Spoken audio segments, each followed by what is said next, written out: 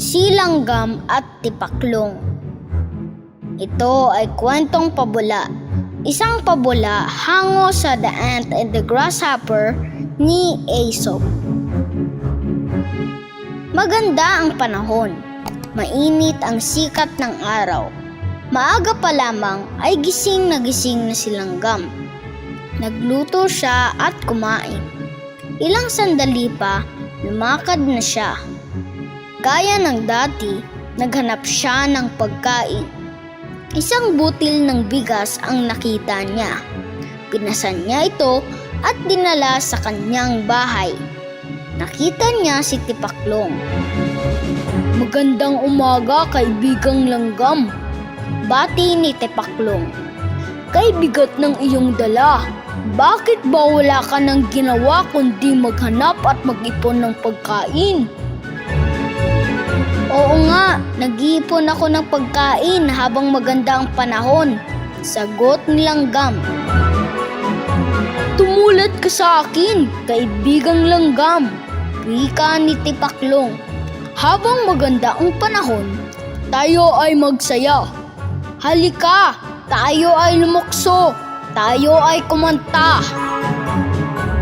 "Ikaw na lang, kaibigang Tipaklong," sagot ni Langgam. "Gaya ng sinabi ko sa iyo, habang magandang panahon, ako ay naghahanap ng pagkain. Ito'y aking iipunin para ako ay may makain pag sumama ang panahon." Lumipas pa ang maraming araw, dumating na ang tag-ulan. Ulan sa umaga, ulan sa hapon, at sa gabi umuulan pa rin. At dumating ang panahong kumidlat, kumulog, at lumakas ang hangin kasabay ang pagbuhos ng malakas na ulan. Ginaw at gutom ang kaawa-awang Tipaklong. Naalala niyang puntahan ang kaibigang si Langgam. Paglipas ng bagyo, pinilit ni Tipaklong na marating ang bahay ni Langgam. Bagya na siyang makalukso, wala na ang dating sigla ng masayang si Tipaklong.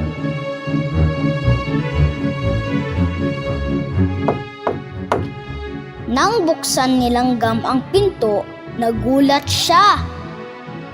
"Aba, ang aking kaibigan!" wika ni Langgam.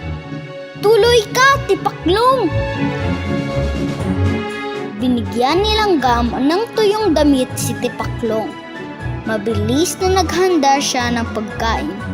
Ilan pang sandali ay nagkasalong kumain ng mainit na pagkain ang magkaibigan. "Salamat, kaibigang Langgam," wika ni Tipaklong. "Ngayon ako naniniwala sa iyo. Kailangan nga palang mag-ipon habang maganda ang panahon at nang may makain pagdating ng taggutom." Mula noon, nagbago si Tipaklong. Pagdating ng tag-init at habang maganda ang panahon, ay kasama na siya ng kanyang kaibigang si Langgam. Natuto siyang gumawa at higit sa lahat, natuto siyang mag-impok.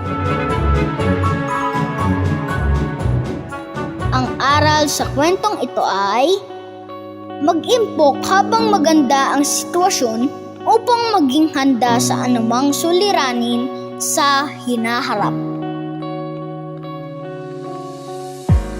Shout out to Edeline Alipio ng Zamboanga City and Nelia Estandarte of Davao City. Please follow our Facebook page and subscribe to our YouTube channel. Thank you. God bless.